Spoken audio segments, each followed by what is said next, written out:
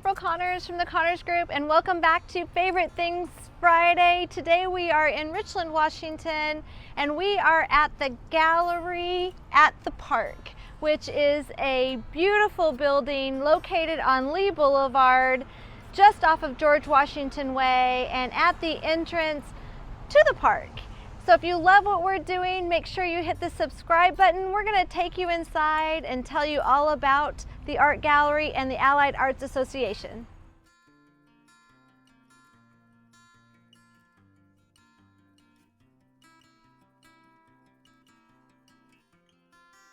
So we'd love to hear about the building. Okay, the building was built in either 1908 or 1912, depending on which source you believe. It was a private home. The gravel that went into the concrete to build the building came out of the river, and it was mixed right next to us where the tennis courts are now. It was built as a two-story private residence. It's been the village newspaper. It was the ration board in World War II. It's been a hotel. There's been a couple other things through here, and it was an irrigation company office before we got the building. It actually belongs to the city. We leased it in 1964. Wow. That was just a couple years before I was born. Not very many. My senior year in college. We turned this into this is the retail area. We have over 200 local and regional artists whose work is here for sale. We work on a commission basis. And then through this door,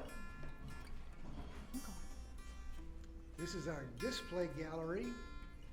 We added this on to the original building. Every month we have a different show in here. A typical show would be one artist with works on the wall, and then an artist who does some kind of 3D objects on pedestals in the middle. The show right now is a juried show of over 80 artists submitted works, and the jurors selected the ones we have here on display. So we've got multiple artists on display for the show this month. The shows are free, there's no admission charge. And some are for sale and some are Just about everything not. is for sale. Yeah. There's a tag with each one that either has a price or if it says NFS, that's not for sale. Keeping it. Yeah. And so there, no admission, Nope. but you accept donations because you are a nonprofit. Yeah, we do have a little donation box here. Our main income is from selling art. We take a commission. The art, we don't own any of the art. It's on a consignment basis, so we get a commission for sales. Also, in the last weekend in July every year, we put on Art in the Park. Yeah. Over 200 artists come and set up in the beautiful park out here. Well, when I was reading, that has been going on since 1940s, 50, somewhere in there.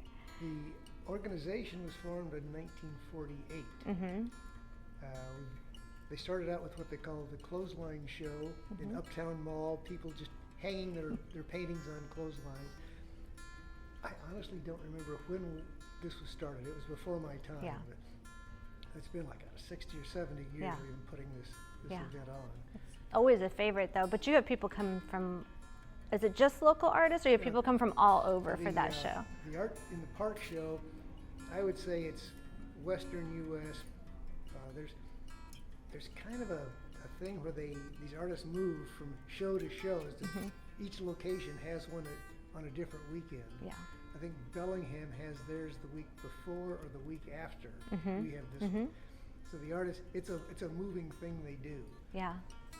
Well, I love it. It's always one of I like it better than the boat races. Just to say, you can get in the shade and walk around, and hopefully it's not 100 degrees. The brickwork down at the end of the room, Yes. that was the carriage house for the original house. It's twice as wide as you can see, and it goes back, and we're using it for storage. As we sell art in the retail area, we bring more work out of there to replace it. Well, it's a beautiful building. How long has it been since you guys did kind of, I want to say facelift, but it has changed, like the white and the black front that you're doing now. Has it been very long since you guys did that? We had a pretty major redo in about 2012, I want to say, Yeah. somewhere around there. It's very attractive. Yeah, one of Yeah. the artists love it. Yeah. Most art galleries like ours, you know, in a small town, Mhm. a small nonprofit, they're in converted strip mall areas, and they just feel like secondhand stores. Yeah. So if the artists come here, this room was designed to display art. We got the lights, we got the open area, we got some natural light, we've got skylights up here. The artists just love it. And until the pandemic, they have the Tumbleweed Festival in the park out here, I think in August. They've got about 3 stages set up with different folk groups singing. They approached us several years ago putting a stage in here. Oh. So against that back curved wall, we put up a stage, and then they have seating here. The singers love it because you can't hear the other groups, and the audience loves it because it's air conditioned. And private. Yeah. Yeah. Yeah. And we love it because it brings a lot of people in who normally wouldn't come to an art gallery. Yeah. So they get to come in and see what we've got. So Yeah. the other kind of big thing we do is workshops. During the summer, we run workshops for children. Just because of the pandemic, we're doing kind of an abbreviated version this year. Sure. We Are you do- still doing some live classes this year for the kids they then? are live. Okay. We've limited the number of students in the class and cut back a little bit on the number of classes. But those are always popular. They're 1-week classes, a couple hours, and each week we have a different artist come in and teach a different thing. Very nice. From painting to Painting, sculpture, beadwork. collage, Yeah. just fun stuff for kids. Yeah. And then at the end of the show, or the end of the series of workshops, each kid gets to pick out one piece, and we have a show in here. A show. So the kids show is in August then? Yeah, or is it'll it? be the end of August. Yeah. Very There'll be nice. a scholarship show.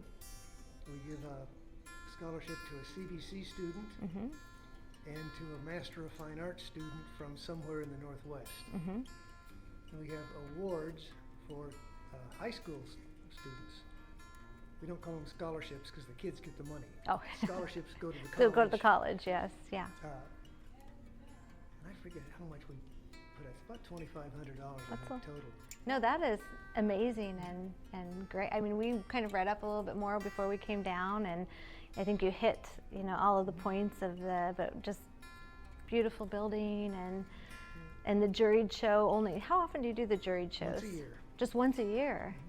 And then you have local judges that come we try to get a judge from out of town because most of the artwork is from local artists. Local and we don't want you to know one of the artists. Sure.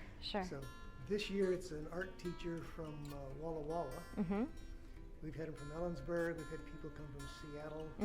We try to reach out to somebody who can drive here in a day. Sure. and do it. Yeah. No, it's beautiful. There's some really pretty pieces. Of course, the piece that I was most attracted to, because everyone's attracted to something different, right? You could walk in the room and pick something out. The piece that I was most attracted to was not for sale. Is that how it works? Yeah. Most of the time. I wish it worked when my wife was down here. Yeah. Yeah, that's how it goes. Thank you very much for the tour today. Thanks for joining us today. Don't forget to come back every Friday for fun things to do, places to go, and things to eat in the Tri-Cities, Washington. And remember, if you like what we're doing, hit the subscribe button, and we'll see you next week.